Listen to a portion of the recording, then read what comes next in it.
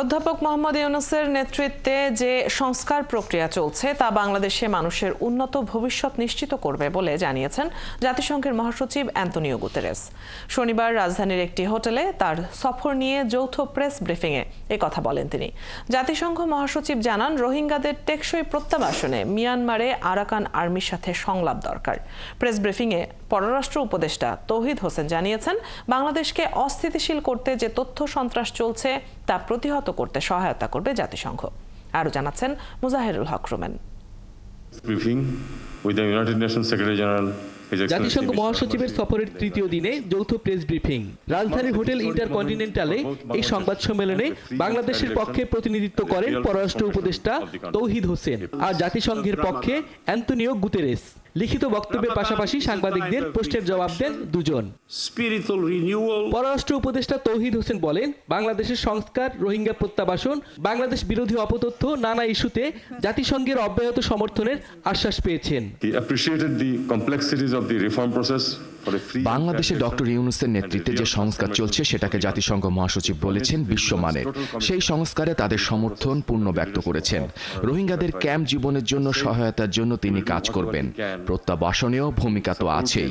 আরেকটি বড় ইস্যু হলো বাংলাদেশ ও সরকারের বিরুদ্ধে মিথ্যা তথ্য ও অপতথ্য ছড়ানো হচ্ছে, সেটি বন্ধে জাতিসংঘ মহাসচিব সহায়তা করবেন।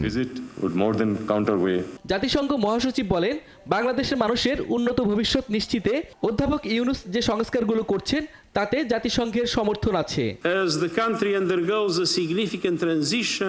বাংলাদেশ ক্রান্তিকাল অতিক্রম করছে। ডক্টর ইউনূস সংস্কার কার্যক্রম পরিচালনা করছেন। এই চেষ্টা খুবই ইতিবাচক। এর মাধ্যমে দেশের উন্নত ভবিষ্যৎ নিশ্চিত হবে। জাতীয় সংহতি ও শান্তি কার্যকর করতে এই উদ্যোগের সাথে আমরা আছি।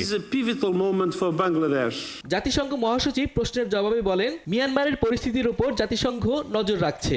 রোহিঙ্গাদের প্রত্যাবাসনের জন্য রাখাইনের নিয়ন্ত্রণ নেওয়া আরাকান আর্মির সাথে সংলাপ করবে জাতিসংঘ। রোহিঙ্গাদের প্রত্যাবাসন চাই আমরা পূর্ণ মর্যাদার সাথে। মিয়ানমারে পরিস্থিতি পরিবর্তিত হয়েছে।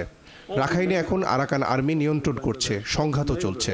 প্রত্যাবাসনের জন্য আরাকান আর্মির সাথে দীর্ঘমেয়াদী সংলাপ দরকার। মিয়ানমারে শান্তির জন্য গণতন্ত্র ও স্থিতিশীলতা দরকার। জাতিসংঘ মহাসচিব বলেন, মিয়ানমারে কয়েক লাখ মানুষের মানবিক সহায়তা প্রয়োজন।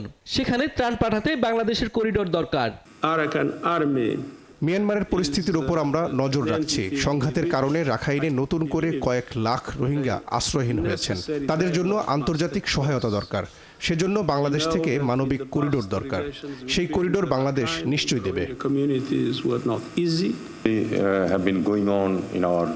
মিয়ানমারে রাখাইনে সংঘাতের কারণে কয়েক লাখ মানুষ দুর্ভিক্ষের ঝুঁকিতে আছে।